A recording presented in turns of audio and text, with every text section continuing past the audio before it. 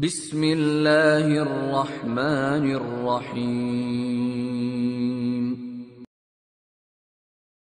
وهذا صراط ربك مستقيما قد فصلنا الآيات لقوم يذكرون لهم دار السلام عند ربهم وهو وليهم بما كانوا يعملون.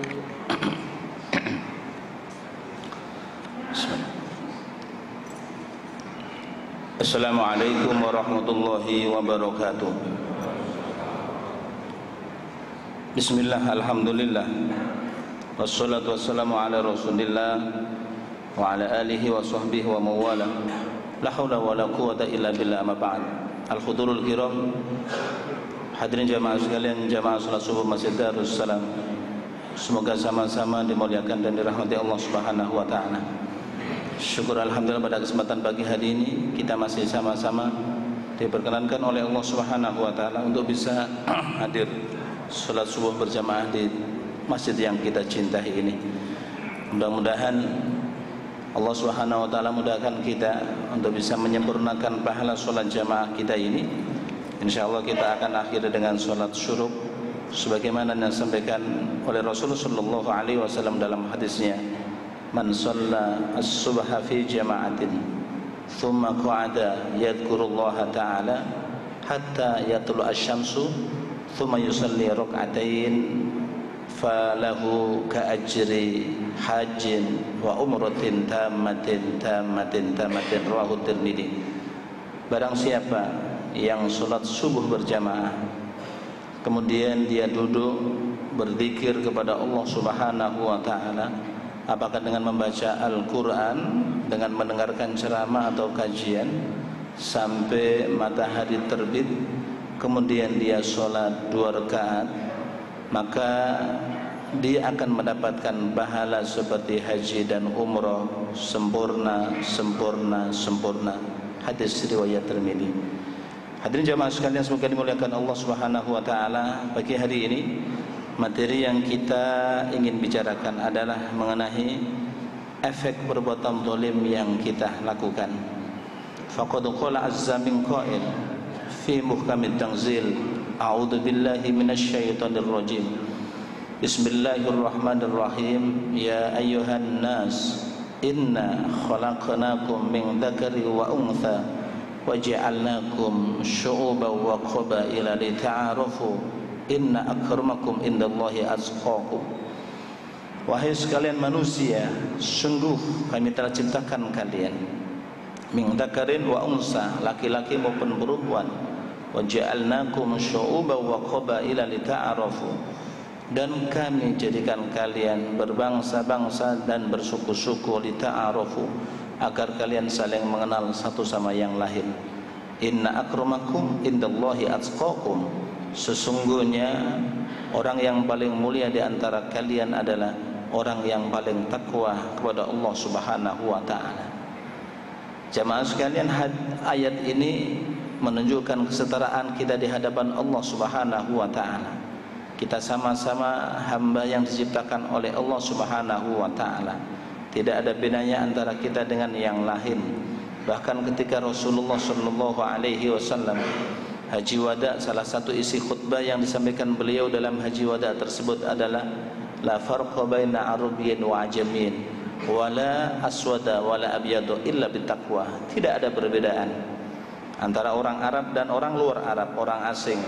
Wala abyada wala aswada, dan tidak ada perbedaan antara orang yang berkulit putih dan orang yang berkulit hitam, illa bittaqwa, kecuali ketakwaan yang dipersembahkan kepada Allah Subhanahu wa taala. Kesetaraan yang disampaikan oleh Allah Subhanahu wa taala bahwa kulluna amamallahi sawa, semua kita di hadapan Allah Subhanahu wa taala adalah sama.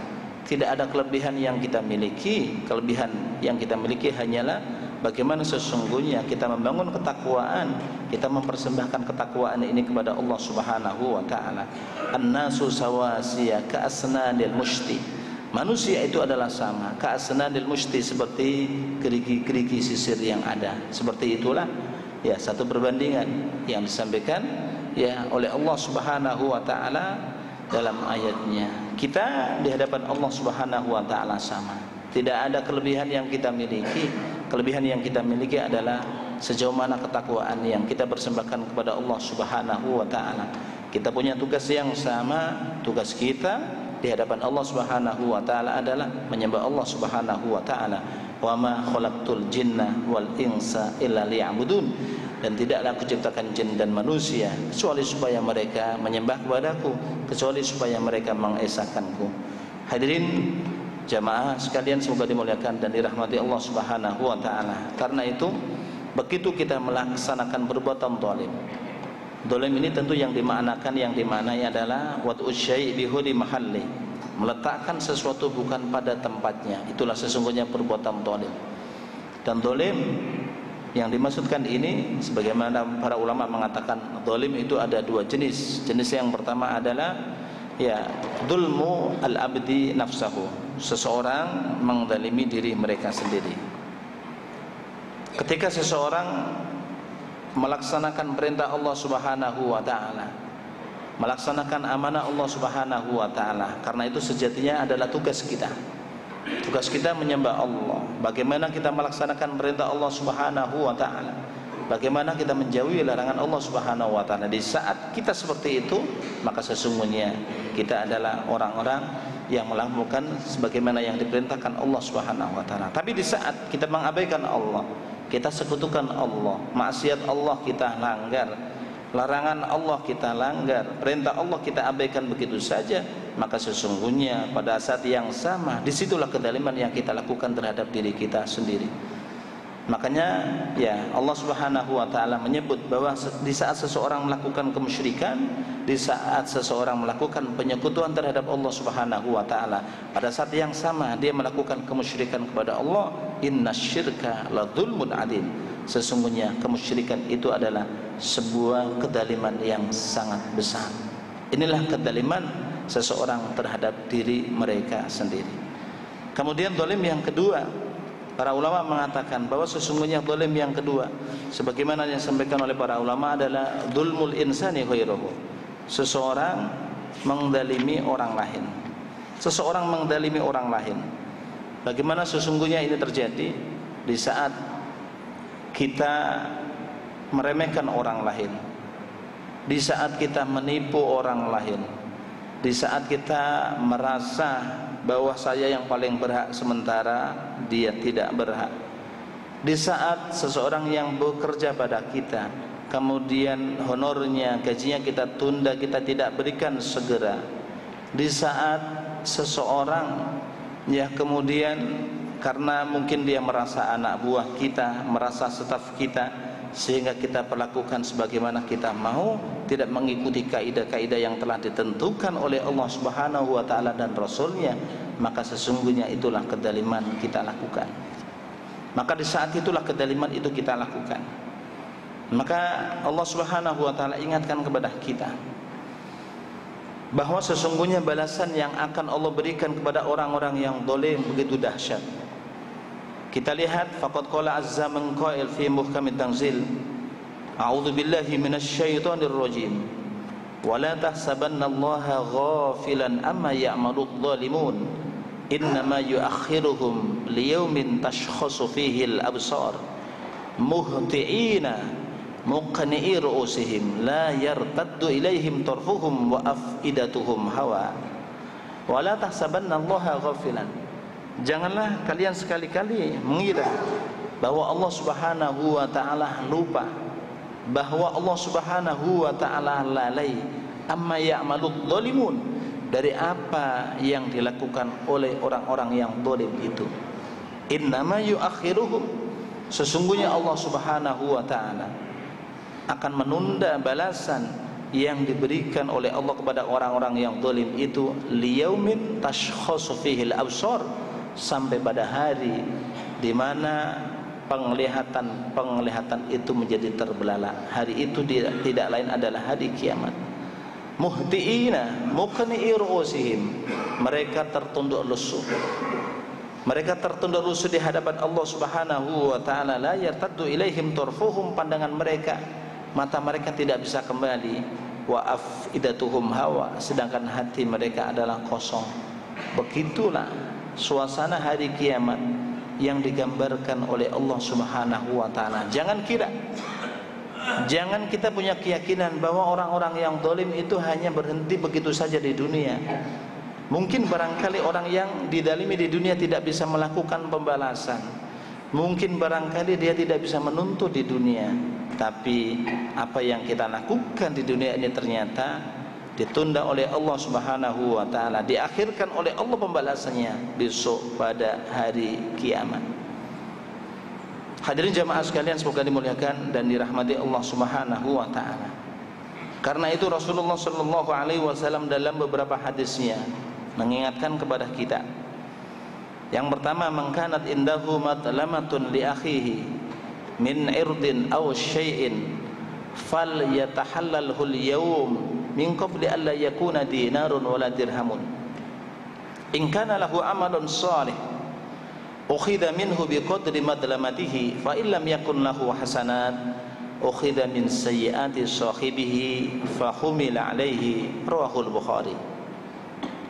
Man kanat indahu madlamatun li akhihi, barang siapa pernah menganiaya saudaranya, barang siapa pernah menganiaya saudaranya muslim yang lain, min irdin, apakah dia meremehkan harga diri, pernah mempermalukan dia, apakah dia pernah menfitnah dia, au syai', atau sesuatu yang lain.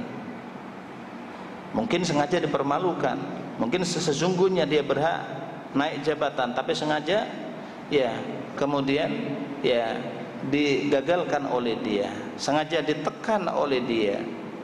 Falyatahallalhu al-yawm, hendaknya dia minta ridhonya, minta dihalalkan pada hari ini, min qabli alla yakuna dinarun wala dirhamun, sebelum hari kiamat datang, di mana pada hari kiamat tidak ada dinar, tidak ada uang dinar maupun ya uang dirham. Barang siapa yang pernah menganiaya orang lain, pernah menganiaya saudaranya muslim yang lain, hendaknya dia minta dihalalkan pada hari ini sebelum datangnya hari kiamat. Kenapa demikian? In kana lahu amalun shalih. Efek yang terjadi adalah jika orang yang melakukan kezaliman itu memiliki amal soleh yang begitu banyak, ukhidha minhu biqadri madlamatihi, maka amal soleh itu akan diambil oleh Allah Subhanahu wa taala biqadri madlamatihi, sesuai dengan kezaliman yang dilakukan oleh dia kepada orang lain.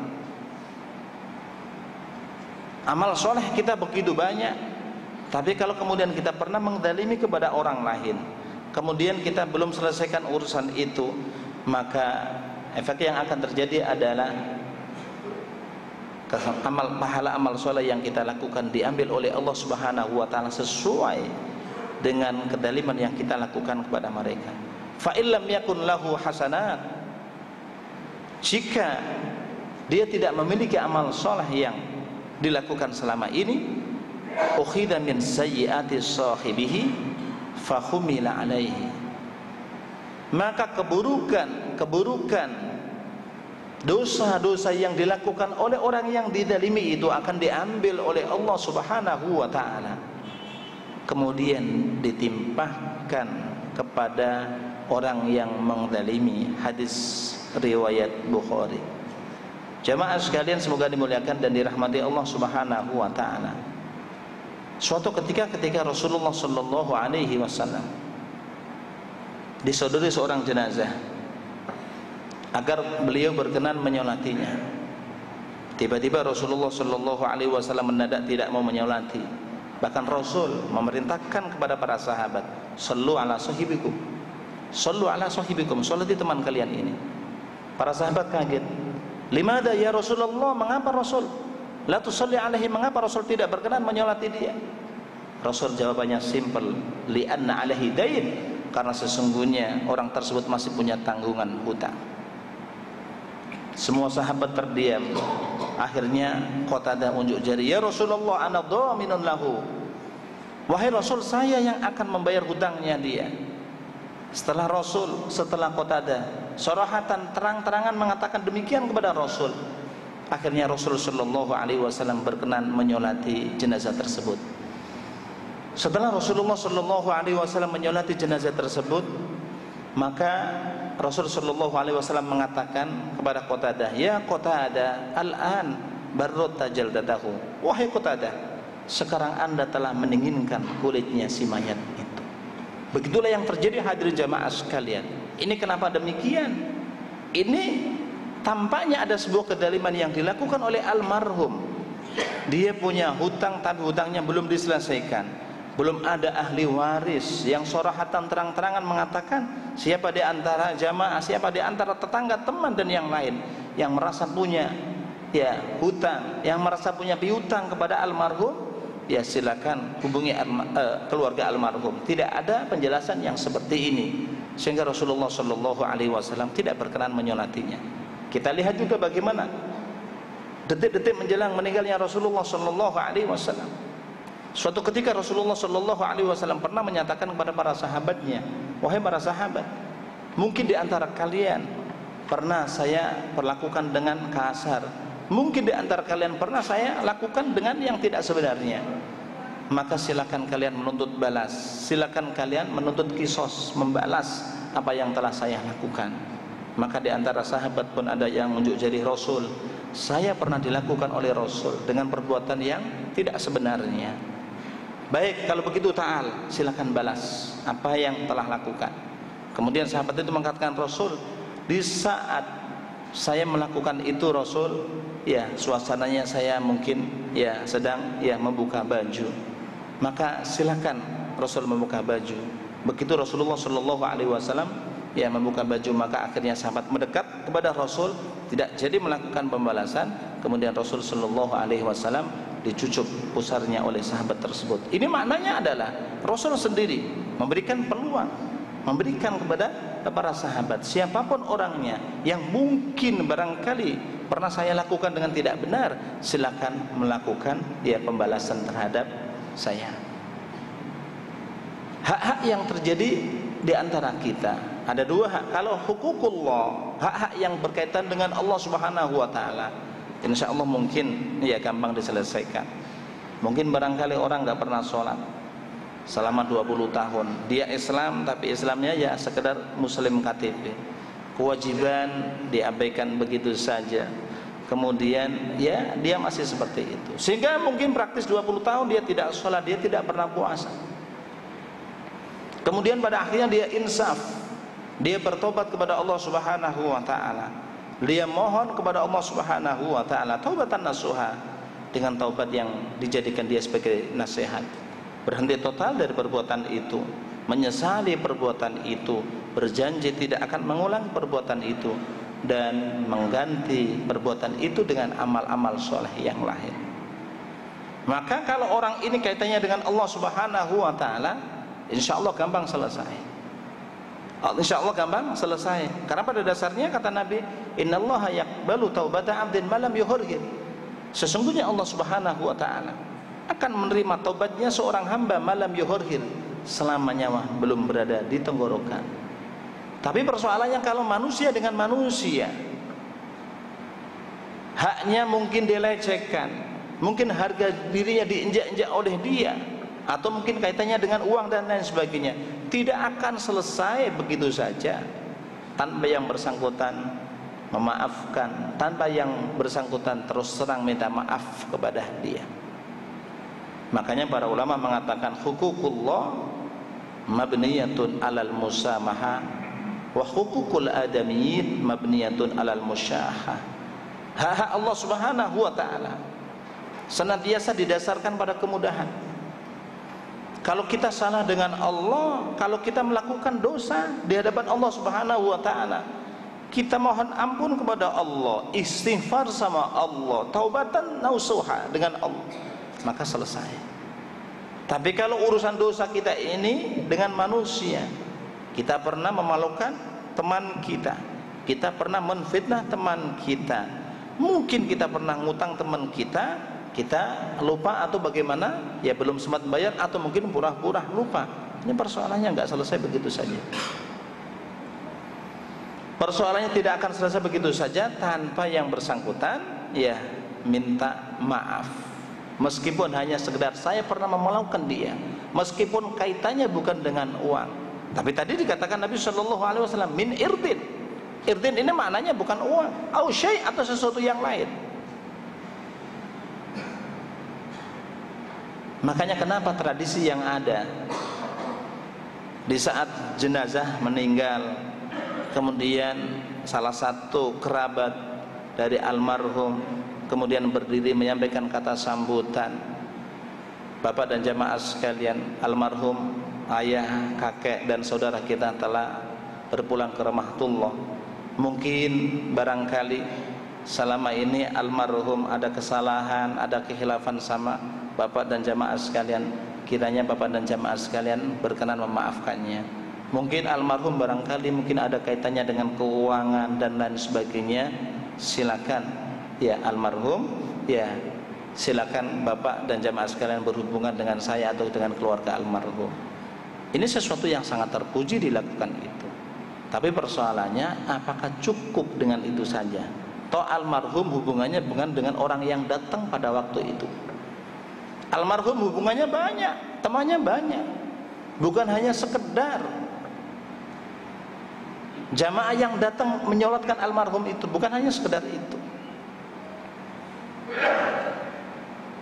Kalau mungkin teman-temannya almarhum, orang-orang yang pernah berhubungan dengan almarhum selama ini hanya yang hadir di saat salat jenazah selesai. Tapi pernahkah kita sebagai keluarga menyampaikan permohonan maaf kepada orang-orang yang selama ini dikenal dengan almarhum? Maka sudah seyogianya kita sampaikan permohonan maaf melalui SMS, melalui BBM atau WhatsApp kepada siapapun yang selama ini kenal almarhum. Karena almarhum ini tidak akan dimudahkan urusannya oleh Allah sebelum hukukul adamin, hal-hal yang terkait dengan manusia ini selesai. Hal-hal yang terkait dengan urusan manusia ini selesai. Maka sudah seyogianya kita sebagai keluarga almarhum kita sampaikan kepada teman-teman ya atau siapapun yang kena almarhum, sampaikan assalamualaikum, kita sampaikan bahwa teman Anda, bapak kita, kakek kita sudah meninggal. Saya selaku keluarga atau ahli waris menyampaikan permohonan maaf jika mungkin sekiranya almarhum ada kesalahan dan lain sebagainya. Silakan ya kami atas nama keluarga ya kiranya bapak dan ibu sekalian memaafkan almarhum. Sekiranya ada urusan ya silakan berhubungan dengan kami. Itu sudah sepatutnya harus dilakukan kita yang hidup agar orang-orang yang kita cintai begitu dia menghadap Allah Subhanahu wa taala dimudahkan urusannya oleh Allah Subhanahu wa taala. Hadirin jemaah sekalian semoga dimuliakan Allah, karena orang-orang yang didalimi itu punya satu kedudukan khusus di mana doanya dia dikabulkan oleh Allah Subhanahu wa taala. Dalam hadisnya Nabi sallallahu alaihi wasallam mengatakan ittaqi da'watal madlum fa innahu laisa bainaha wa bainahu hijab. Fa innahu laisa bainaha wa bainallahi hijab. Rawahu Muslim. Ittaqi da'watal madlum. Takutlah kalian akan doa orang yang dianiaya. Fa innahu laisa bainaha wa bainallahi. Karena sesungguhnya antara dia dan antara doa itu dan antara Allah laisa bainaka hijab, laisa bainahu wa bainaha wa bainahu hijab. Karena antara doa dia dengan Allah Subhanahu wa taala tidak ada penghalangnya lagi.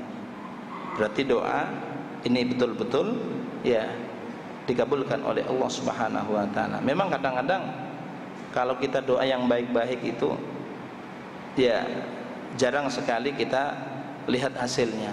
Tapi begitu doa yang jelek-jelek itu ya sering sekali kita lihat ya kenyataannya. Makanya doa jelek itu ya sesungguhnya sangat dikhawatirkan. Kita bisa membayangkan yang namanya orang didalimi, nggak mungkin dia mendoakan kepada orang yang ya mendalimi mudah-mudahan baik, pasti tidak. Paling tidak dia kesel, kurang ajar dia. Paling tidak dia kesel. Bagaimana ketika seseorang kesel berdoa dengan doa yang buruk, Maka hasilnya bisa kita lihat. Bagaimana kita lihat ibunya Juraij ketika mendoakan yang jelek kepada Juraij, di mana Juraij ini adalah seorang yang soleh, seorang yang alim, seorang yang abid, ahli ibadah. Dan ini adanya sebelum Rasulullah Sallallahu Alaihi Wasallam. Rasul menceritakan, Imam Bukhari menceritakan dalam hadis ya Al-Adabul Mufrad, Juraij seorang yang ahli ibadah, seorang yang alim. Dia punya musola panggung, atasnya musola, bawahnya ya kolong.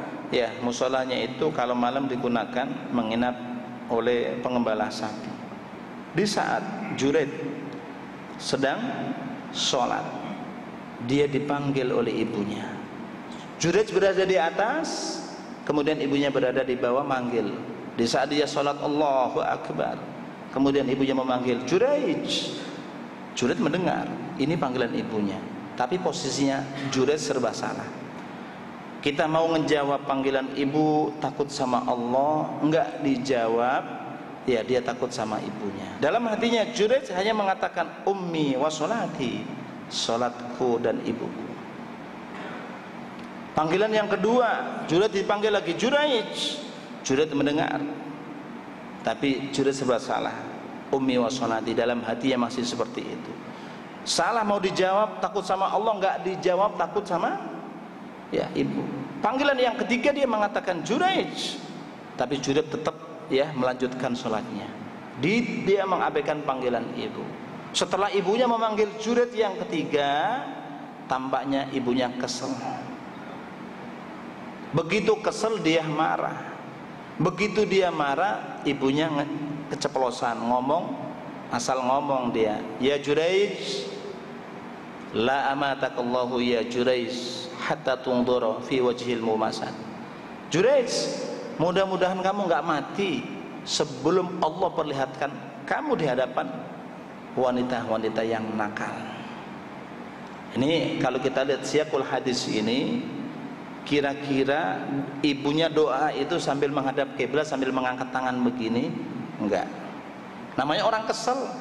Sudah sambil berdiri nungguin Juraij dipanggil-panggil 3 kali kagak ngejawab. Ibunya kesel ngomong seperti itu. Juraij, mudah-mudahan kamu enggak mati sebelum kamu dipermalukan oleh Allah di hadapan wanita-wanita yang nakal. Ternyata enggak selang lama setelah peristiwa itu, setelah dipanggil ibunya, tiba-tiba ada gadis kampung yang mengadukan kepada penguasa setempat, Pak Lurah atau mungkin Pak Camat atau Pak Bupati. Dia mengadukan, Pak Lurah, mohon maaf nih, tolong dibantu saya. Kenapa? Saya ini ada masalah, saya menjadi korban apaan? Saya ini dihamili oleh Kiai Juraij. Coba bayangkan, tuduhnya nggak tanggung-tanggung Pak. Kalau hanya selingkuh mungkin saya masih enteng. Saya dihamili oleh Kiai Juraij. Mana buktinya? Lah ini hamil saya ini dari Juraij. Juraij yang mana? Itu Juraij yang punya kiai, yang punya musola panggung itu. Yang benar. Subhanallah, betul. Kalau begitu panggil Juraij kemari, robohkan musolanya dia. Setelah disidang dipanggil penguasa atau Pak Lurah setempat, wanita yang sedang hamil tadi sudah melahirkan sambil ya menunggu kedatangan Juraij dan teman-temannya wanita itu ya sudah ya berada di pendopo kabupaten atau mungkin ya di balai desa menunggu kedatangan Juraij. Sesampainya di hadapan penguasa, Juraij sudah disambut oleh mereka, termasuk yang sudah lahiran tadi dan teman-teman yang lain. Tapi Juraij tahu betul, sehingga Juraij menebarkan senyum kepada mereka. Tapi senyumnya senyum sinis, ya, bukan senyum beneran ini. Setelah itu ditanya oleh penguasa yang ada, Juraij, ini ada warga saya yang mengadu, katanya ini dia ya menjadi korban, ya. Katanya kiai menghamili dia. Juraij gampang, sekarang gini aja Pak Lurah, saya nggak usah banyak kalam, nggak usah banyak ngomong. Bawa kemari bayinya. Setelah bayinya dibawa kemari di hadapan Juraij, ditanya, ya tifl, Man abuka, wahai bayi, wahai anak, siapa bapakmu? Bayinya bisa ngomong, Pak. Abi ra'il baqor, bapak saya adalah pengembala sapi yang tinggal di kolongnya, di kolong musolanya Kiai Jurej. Untung itu bayi bisa ngomong. Coba kalau sekarang itu yang ditiru ustadz, waduh betul-betul itu kan, udah masuk berita kemana-mana, dasar ustadz itu payah gitu kan. Ini untung bayinya bisa ngomong, dan itu nggak mungkin ada bayi lagi bisa ngomong, cukup sampai Jurej doang itu. Makanya Nabi mengatakan tidak ada bayi yang bisa ngomong di dunia yang kecuali dua. Yang pertama Isa bin Maryam, yang kedua bayi temannya Jurej ini. Sehingga kalau ada kasus yang sama menimpa ustadz atau kiai, pasti dijamin bayinya nggak bisa ngomong. Ya makanya yang menarik, di saat Jurej ini datang di hadapan penguasa sambil senyum, Pak Lurahnya kaget, Pak Bupatinya kaget. Pak Jurej, kiai, saya perasaan tadi melihat ada sesuatu yang aneh. Kenapa tadi begitu Pak Kiai datang kok senyum-senyum sinis seperti itu? Jurej hanya mengatakan, amrun qad araftuhu min qabl, satu hal yang sudah saya tebak sebelumnya. Kenapa? Ini semua gara-gara doa ibu saya. Di saat saya sedang sholat, saya kemudian dipanggil, saya nggak ngejawab panggilan ibu. Ini semua gara-gara ya doa ibu saya. Makanya hadis ini oleh Al-Imam Al-Bukhari rahimahullah dalam kitabnya Al-Adabul Mufrad dikasih judul dengan doa jelek orang tua, bukan hanya doa jelek ibu. Doa jelek kedua orang tua untuk anaknya mustajab. Doa jelek. Kadang-kadang doa baiknya sih mustajabnya mungkin tidak langsung, bisa jadi ya ada dialihkan ke yang lain atau ditunda oleh Allah bisa pada hari kiamat. Inilah hadirin jamaah sekalian, semoga dimuliakan Allah.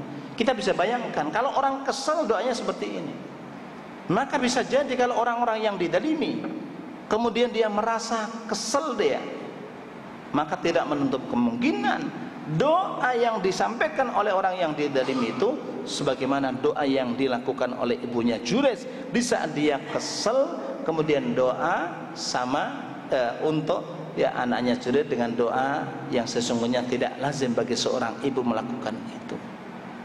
Hadirin jamaah sekalian, semoga dimuliakan dan dirahmati Allah Subhanahu wa taala.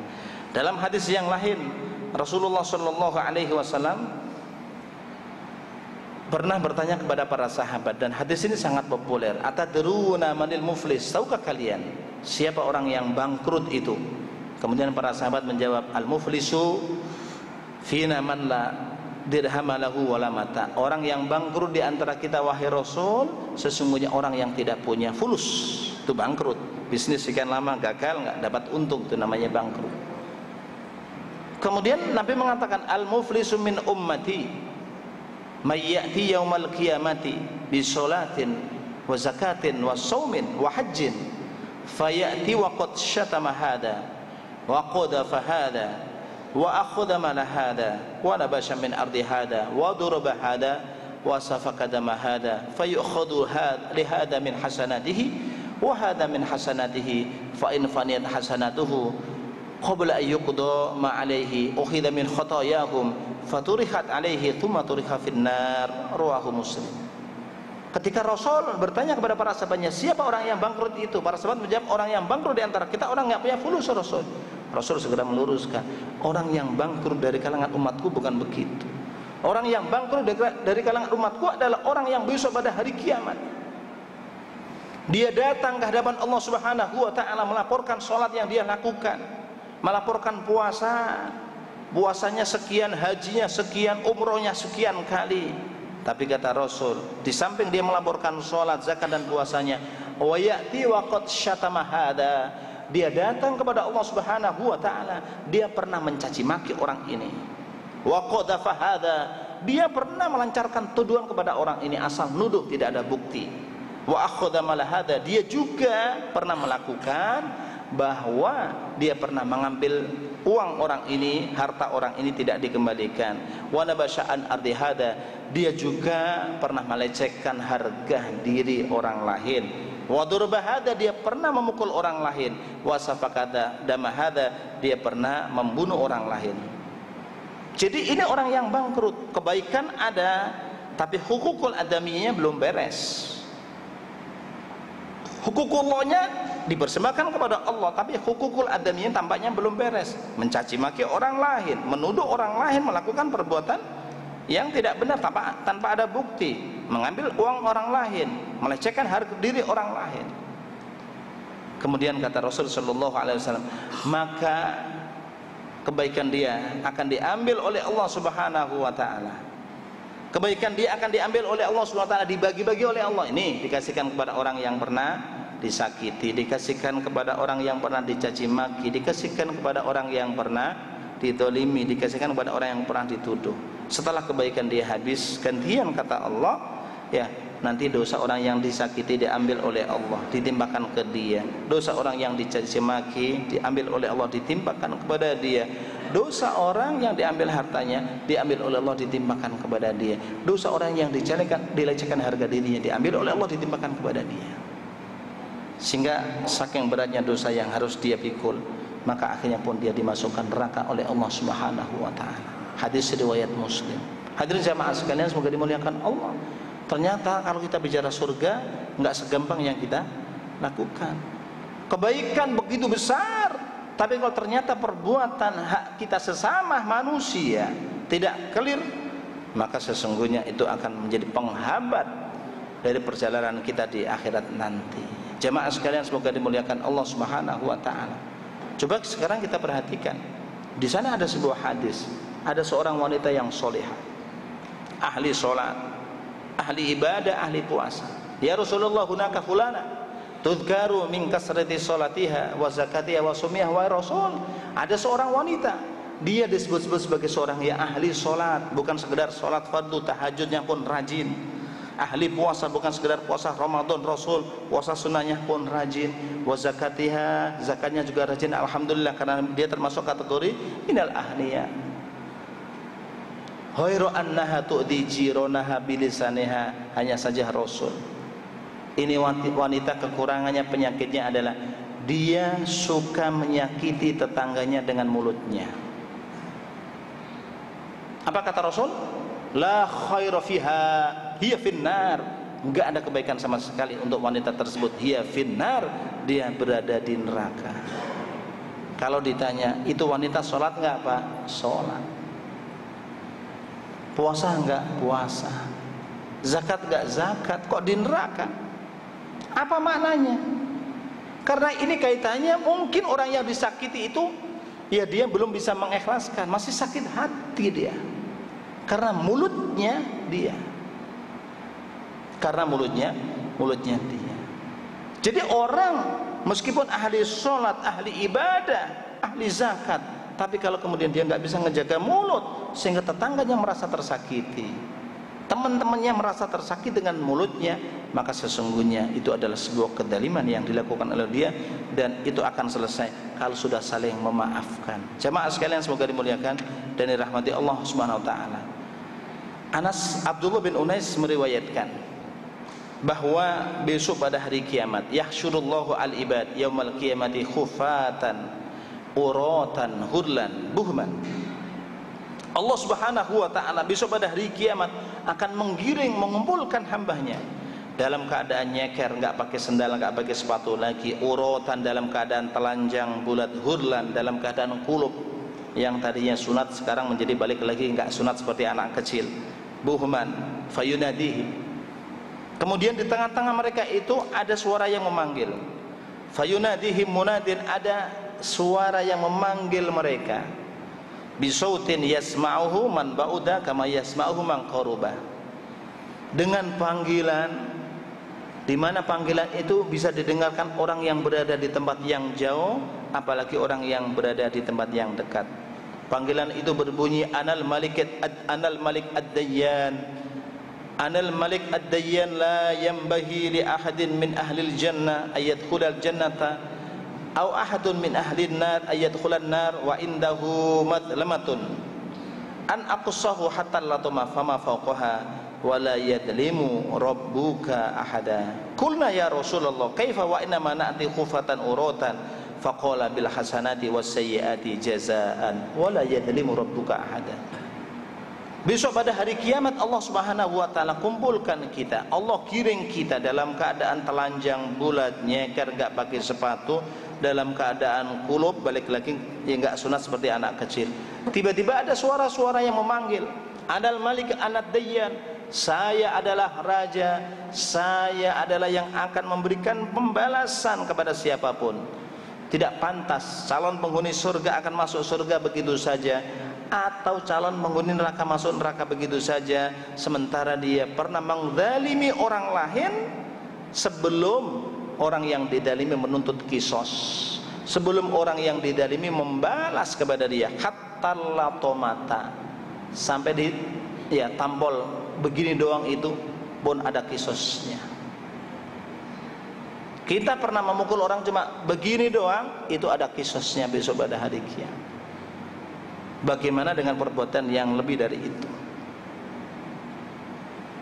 Jadi Allah SWT mengatakan nggak boleh dulu masuk surga, nggak boleh dulu masuk neraka. Selesaikan dulu urusan anak manusia ini. Tidak ada seseorang yang pernah menzalimi orang lain sebelum dia clear urusannya, dia bisa masuk surga begitu saja. Dia bisa masuk neraka dulu, entar dulu.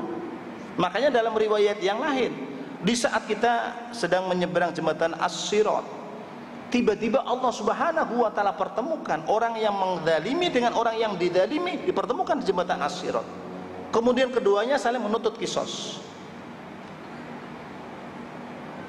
Maka orang yang menzalimi itu tidak akan dilepas oleh Allah Subhanahu wa taala sebelum dia menyerahkan semua kebaikan itu kepada orang yang dizalimi. Jadi nanti orang-orang yang dizalimi itu akan menuntut, akan nyegat dia berada di jembatan As-Sirat. Dan itu tidak akan selesai sebelum kebaikan itu diambil oleh orang yang dizalimi. Hadirin jamaah sekalian, semoga dimuliakan dan dirahmati Allah SWT. Begitulah perbuatan zalim yang dilakukan oleh kita sesama manusia. Maka dalam riwayat yang lain, Rasulullah sallallahu alaihi wasallam mengatakan, man daraba sautan zulman uqtus minhu yaumal qiyamati. Rahul Bukhari wa Muslim. Barang siapa yang pernah memukul seseorang dengan pecut, memukul seseorang dengan tongkat, dengan zalim, uqtus minhu yaumal qiyamah, maka perbuatan itu akan dituntut kisosnya besok pada hari kiamat. Bahwa yang namanya kisos itu adalah balasan setimpal. Kalau kita sering mendengar istilah kisos, balasan yang setimpal. Balasan yang setimpal, wa katabna fiha anna nafsa bin nafsi wal aina bil aini wal uduna bil uduni was sinna bis sinni wal juruha kisos. Kisos itu adalah balasan yang setimpal yang memang ditetapkan oleh Allah ketika sejak zaman Nabi Musa alaihissalam. Sehingga Allah katakan wa katabna alaihim, kami wajibkan kepada mereka Bani Israel fiha, di dalam Taurat, anna nafsa bin nafsi, bahwasanya nyawa dibalas dengan nyawa, wal aina bil aini, mata dibalas dengan mata. Ketika dia menghilangkan mata orang lain, mata dia harus dihilangkan. Wal uduna bil uduni, ketika dia menghilangkan telinga orang lain, telinga dia harus dihilangkan. Was sinna bis sinni, ketika dia menghilangkan gigi orang lain, gigi dia harus dihilangkan. Itu balasan kisos. Maka kalau kisos tidak terjadi di dunia, maka sesungguhnya kisos ini akan dituntut kepada kita di akhirat nanti. Hadirin jamaah sekalian, semoga dimuliakan Allah. Begitulah efek dari perbuatan zalim yang kita lakukan.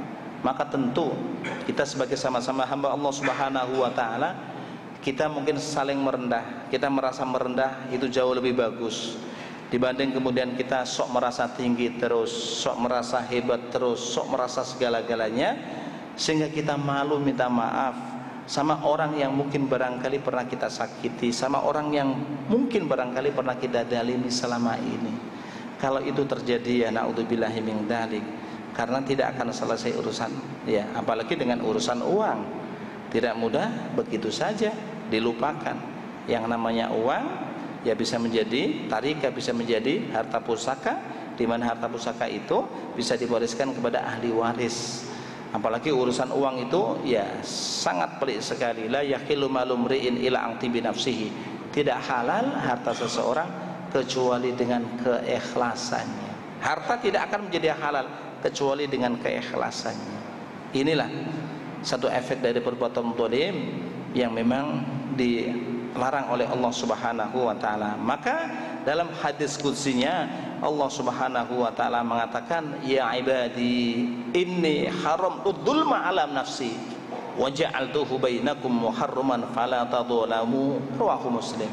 Kalau Allah Subhanahu wa taala mengatakan kepada kita dalam hadis qudsi, wahai hamba-hambaku, inni haramtu dzulma ala nafsi, sesungguhnya aku haramkan kezaliman ini terhadap diriku.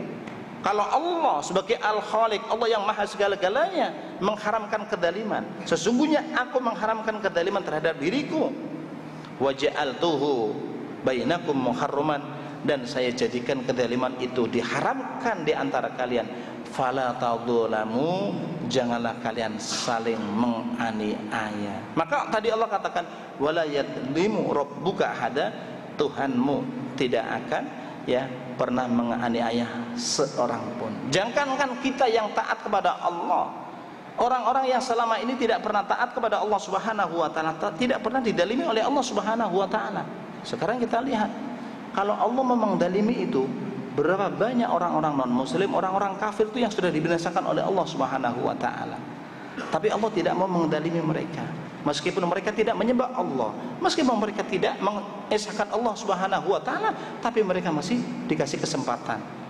Dan itulah letaknya, dan itulah inti dari Ar-Rahman, Allah yang maha pengasih, maha penyayang. Kasih sayangnya Allah bukan hanya di dunia, tapi di akhirat saja. Bukan hanya di dunia, tapi juga di akhirat. Kecuali kalau nanti kalau sudah Ar-Rahim, kasih sayangnya Allah hanya untuk orang-orang yang mukmin saja. Jadi Allah tidak pernah mau melakukan kezaliman. Makanya kalau orang-orang kafir melakukan sedekah, memberikan infak dalam bahasa kita, atau melakukan aksi sosial, maka kata Nabi, fa innahu yut'amu min hasanatihi, sesungguhnya orang kafir itu dikasih makan oleh Allah, dimudahkan rezekinya oleh Allah, min hasanatihi, sebab kebaikan-kebaikan yang dia lakukan. Allah tidak mengzalimi sama sekali. Apapun yang dilakukan oleh dia, Allah balas. Cuma balasannya beda dengan kita.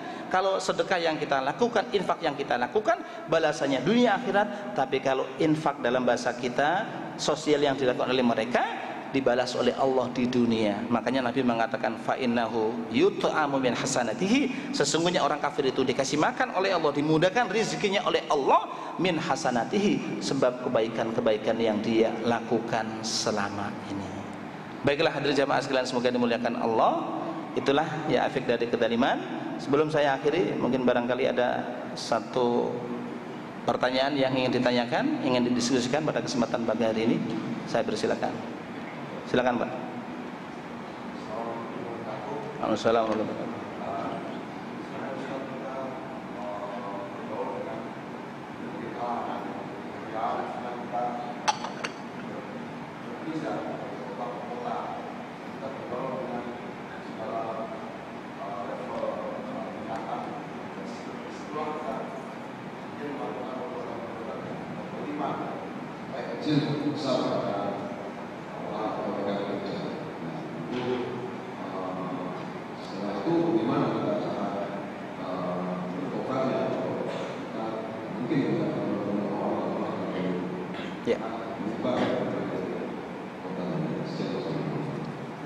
Baik, jadi ini satu ya kehidupan yang tidak bisa kita pisahkan ya. Dalam kehidupan kita satu ya kegiatan yang tidak bisa kita pisahkan dari kehidupan kita. Kita kadang-kadang ya tugas di kantor ini kita punya staf, kita punya atasan dan sebagainya. Tapi yang menjadi catatan buat kita, disitulah nanti kan ada yang namanya perpisahan. Ya kita begitu sudah ditugaskan di kantor yang lain, kita akan berpisah dengan teman-teman kita selama ini. Oh ya, selama ini saya ditugaskan di Cibubur, sekarang kita mau ditugaskan di Makassar. Sebelum ya kita berpisah ya ke Makassar, maka ada satu ya acara mungkin ya perpisahan itu. Di saat itulah kita manfaatkan sebagai momentum yang baik. Ini yang penting bukan masalah makan-makannya ini. Kadang-kadang orang mau berpisah makan-makannya yang didahulukan kan. Itu makan-makan nomor sekian itu kan. Yang penting kita ketemu mereka, meskipun kadang-kadang ini perpisahan hanya teman seruangannya saja yang dikumpulkan. Kalau bisa jangan hanya seruangan saja, hanya di restoran selesai itu. Kita bahkan kita bisa mengumpulkan dalam satu kantor itu semua acara kita sampaikan sebagai bagian dari ya makhluk yang memang diciptakan oleh Allah, kita tidak bisa dilepaskan dari dosa dan kesalahan sesama anak manusia. Di saat itulah kita sampaikan permohonan maaf.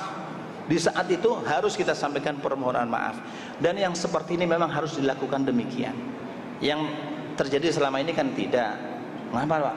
Biasa nih Pak, makan siang ini besok mau perpisahan ini. Makan siang cuma berapa orang? 10 orang. Yang lain kagak dia aja. Padahal yang lain juga pernah berhubungan dengan kita. Maka ini tradisi yang seperti ini mestinya kita rubah. Jangan hanya teman-teman akrab saja yang kita ajak makan, tapi kalau perlu semuanya dikumpulkan dalam sebuah forum, ya mungkin dikasih snack atau apa, di saat itu kita sampaikan. Bukan masalah apa, bukan sok menjadi pejabat pakai acara sambutan begini, bukan. Tapi ya kita sebagai sama-sama manusia yang memang kita dituntut untuk mengkelirkan masalah ketika masalah itu terjadi di antara kita. Sehingga kalau kita sudah sorahatan terang-terangan minta maaf, ya sama semua hadirin yang ada, semuanya saling memaafkan, apalagi sudah saling bersalaman, maka sesungguhnya hal itu ya akan menjadi penenang buat hati kita. Karena kata Nabi dalam hadisnya, tasofahu, ya barang siapa antara orang Islam dengan orang Islam yang lain, ketika dia bersalaman, maka dosa-dosa yang ada itu akan rontok sebagaimana yang rontoknya dedaunan yang gugur di musim panas. Itu perlunya kita bersalaman seperti itu. Toh selama ini kita juga enggak akan ketemu lagi, bukan hanya sekedar ya hello ya goodbye, ya nanti kita ketemu lagi. Tidak, kalau kita bisa kita bersalaman, satu-satu kita salaman. Dengan salaman itulah menunjukkan kita saling memaafkan. Mungkin barangkali ada kesalahan dan sebagainya, dengan salaman dibuktikan maka dosa-dosa yang ada akan rontok sebagaimana dedaunan yang rontok di musim panas, di musim gugur, gitu Pak. Caranya harus seperti itu. Ya kita nggak bisa hanya sekedar mengatakan sudahlah sampaikan salam saja, apalagi enak aja gitu kan, sampaikan salam saja sama itu deh, ternyata saya udah pindah ini katanya. Nggak boleh seperti itu. Ini kan ya persoalannya menggampangkan masalah, karena ini sama-sama manusia, gitu Pak. Wallahu a'lam bishawab. Ya. Waalaikumsalam warahmatullahi wabarakatuh.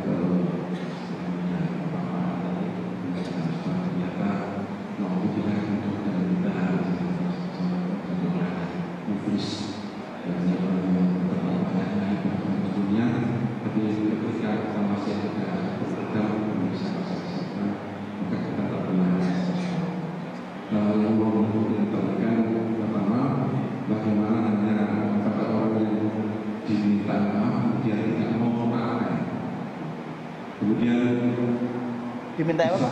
Dengan otomatis orang yang berjabat tangan tanpa menyebutkan apakah bentuk kesalahan-kesalahannya, dengan otomatis gugur kesalahannya. Terus lagi untuk misalnya koruptor kaitannya dengan harum adam mengenai atau tidak, itu kan yang diambil kekayaan orang se-Indonesia. Bagaimana cara obatnya orang yang tersebut? Kemudian yang ketiga kaitannya dengan sholat yang tadi Pak sampaikan, ini kalau kita mengacu pada aturan-aturan waktu-waktu diharamkannya sholat, apakah ketika matahari muncul itu kita boleh melakukan? Karena sholat sendiri kan jangan dikatakan itu sholat dulu, tapi insya Allah kalau tidak salah itu sholat awal duha. Dan sholat itu kan biasanya kalau sholat pagi itu tandanya matahari stoba, itu diperkirakan antara sekitar 10 menit dari TT pas itu, karena di 3 tempat itu kita disarankan untuk sholat dan menanam mayat ya, ketika matahari pas terbit tengah-tengah dan ketika matahari bulan dan demikian. Terima kasih. Waalaikumsalam warahmatullahi wabarakatuh. Ya, baik. Jadi terkait dengan ya hukukul adamin, kita saling memaafkan. Kadang-kadang orang ini menggampangkan masalah.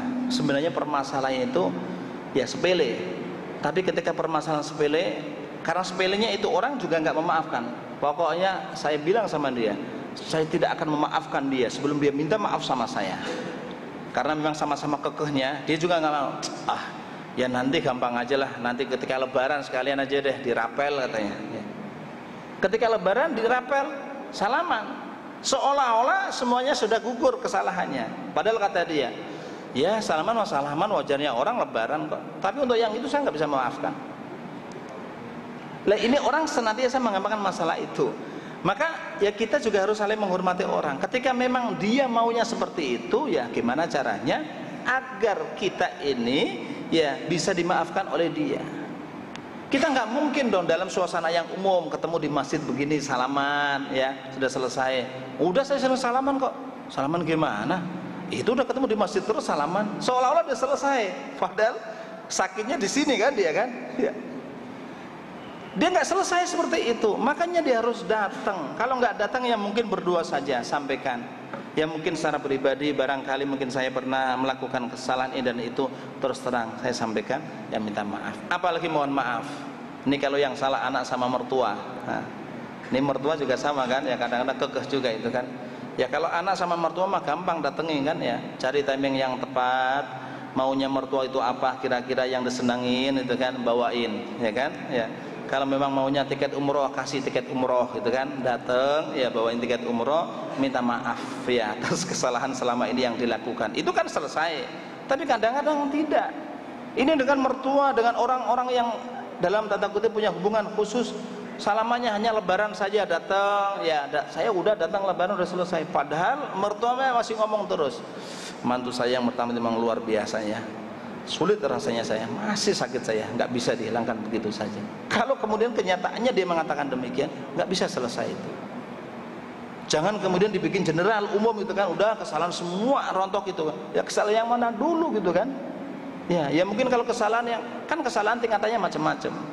Mungkin kalau hanya sifatnya ya ini umumnya kesalahan, mungkin orang bisa memaafkan. Tapi ada kesalahan-kesalahan khusus yang terkait dengan itu, ya kita juga harus minta maaf secara khusus. Kita harus, dan itulah memang cara yang diajarkan Nabi Shallallahu Alaihi Wasallam. Jangan kemudian kita menggampangkan masalah. Kita hormati.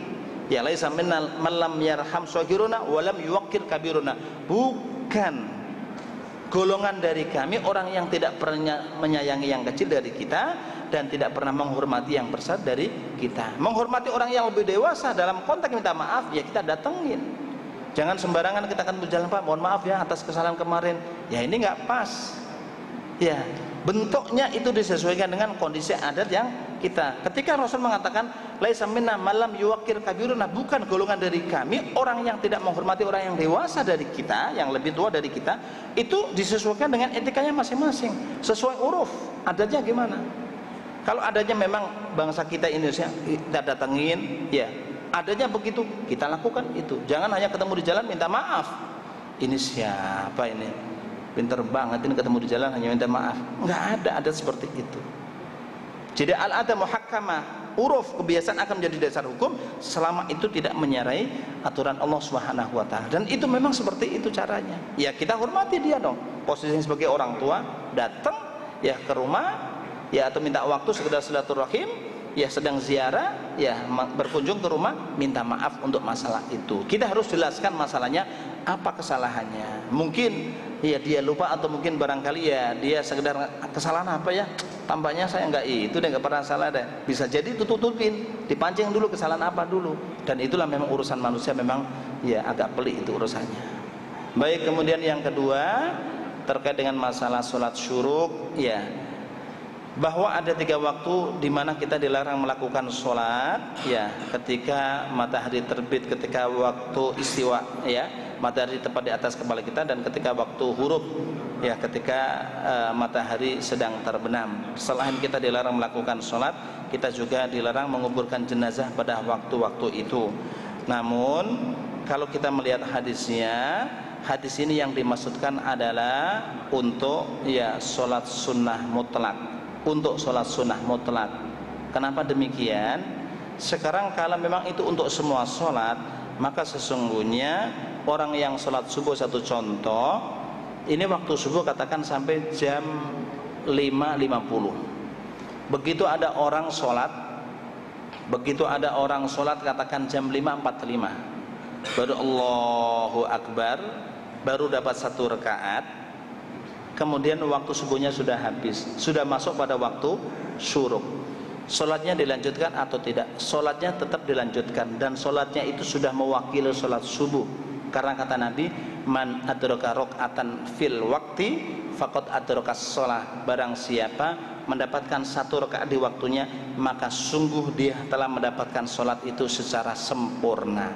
Jadi itu sama ketika kita sholat asar, baru dapat satu rakaat, Allahu Akbar, ya baru dapat 2 rakaat, tiba-tiba masjid sebelah sudah adzan. Kita lanjutkan atau tidak? Tetap kita lanjutkan, dan sholat kita asal sudah mendapatkan satu rakaat di waktunya, maka sholat kita sudah dianggap sholat secara sempurna. Maka dengan demikian yang dimaksudkan ya 3 waktu itu adalah sholat sunnah mutlak. Adapun sholat sunnah muqayyad, maka ya sesungguhnya tidak terkait dengan itu, karena hadis yang saya sampaikan tadi, tsumma qa'ada yadhkurullaha ta'ala hatta yatlu asy-syamsu. Kemudian dia duduk berzikir kepada Allah Subhanahu wa taala sampai matahari terbit. Tsumma yusalli rak'atain. Kemudian dia salat 2 rakaat. Menggunakan atofnya tsumma litarahi. Ya tentu ya litarahinya itu apakah hanya beberapa menit saja atau langsung.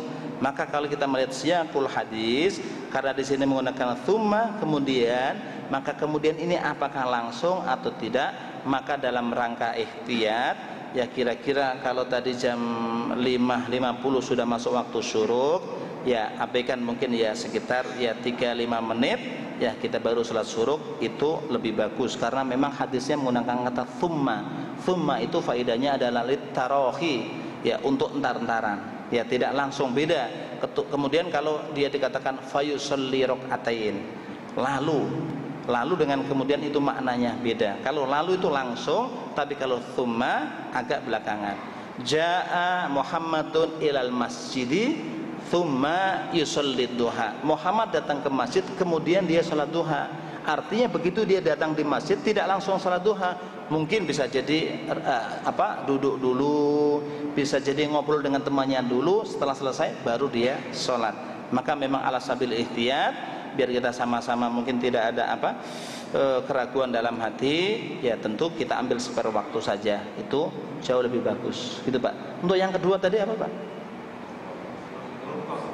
Koruptor ya. Koruptor ya se-Indonesia ini gimana caranya ya. Memang salah satu tobat dari terkait dengan itu adalah raddul madzalim, ya raddul madzlim. Kita mengembalikan harta yang kita dapatkan secara tidak benar itu ya kepada orang yang didalimi. Tapi kalau orang yang didalimi ini siapa? Ya sekarang satu contoh, mau dikembalikan ke kantor ini, kas negara. Kas negara kadang-kadang nggak mau menerima, nggak bisa Pak itu kan. Satu contoh, ini perkara yang kecil. Sekolahan saya menerima bos, karena katakan muridnya itu hanya 100, dilaporin bosnya itu 150. Yang 50, loh ini kan bukan hak kita, kita balikin. Balikinnya susahnya minta ampun. Harus suruh muter sana, muter sini, muter sana, muter sini. Loh ini kenapa? Kan kita udah laporan seperti ini, kenapa dikasih ya 150, kan muridnya cuma 100, kenapa dikasih 50? Ya maknanya biasanya ya sudah, pokoknya Bapak tanda tangan 150 aja, nanti yang 50 biar kita yang ngatur. Namanya begitu. Nah kemudian ya kita tidak mau, kita sampaikan. Cara mengembalikannya susahnya minta ampun. Ini contoh yang paling gampang. Dan sekarang apalagi terkait dengan itu. Maka wallahu a'lam bishawab, karena ini kaitannya memang kaitannya adalah dengan negara, ya kita kembalikan ya ke lembaga sosial. Ya, kita lembaga sosial. Wallahu a'lam dengan niat, mungkin kalau memang harta ini adalah harta rakyat, ya harta ya, mudah-mudahan dengan kita menyerahkan ini ke lembaga sosial atau lembaga apa, mudah-mudahan ini menjadi sedekah dan infaknya rakyat, sehingga pahalanya biar bisa dirasakan semua rakyat, semua elemen yang merasa punya hak di sini. Caranya kita seperti itu. Soalnya kalau kita kembalikan kepada lembaga yang resmi, nggak ada lembaga yang resmi, muter sana muter sini malah nggak ada. Ya sama, satu contoh, dengan kita pernah ngutang sama orang lain, tapi kita cari, ya gimana orang Sulawesi Pak, saya cari ahli warisnya gimana? Saya masih ingat dia utang. Sudahlah, kalau begitu saya pernah utang 500.000, 1 juta. Bismillah, itu 1 juta ini kita sedekahkan ke masjid. Ya, saya hanya sebagai badal saja. Mudah-mudahan pahalanya ini ya bisa diterima oleh orang yang punya piutang itu. Mudah-mudahan seperti itu. Soalnya saya sudah mencari ahli warisnya nggak ketemu-ketemu, kita sedekahkan saja seperti itu. Dan itu dalam beberapa riwayat memang ada yang seperti itu. Sampai dikembangkan itu kan. Sampai dulu saya perasaan punya kambing satu, kok sekarang begitu saya datang kambingnya udah ada 10. Iya, alhamdulillah. Jadi kambingnya saya kembangkan seperti itu. Jadi lebih baiknya seperti itu, karena ini urusannya bukan semudah yang kita bayangkan. Ya, kita bismillah, kita serahkan kepada sosial. Mudah-mudahan kalau memang ini haknya rakyat Indonesia, mudah-mudahan rakyat Indonesia semuanya kebagian pahalanya. Begitu Pak. Wallahu a'lam bishawab. Demikian yang bisa saya sampaikan, kurang lebih maaf. Adanallahu yakum ajma'in. Sama-sama kita akhiri. Subhanakallah wa bihamdika asyhadu an la ilaha illa anta astaghfiruka wa atubu ilaik. Walhamdulillahirabbil alamin. Billahi taufiq wal hidayah. Wassalamualaikum warahmatullahi wabarakatuh.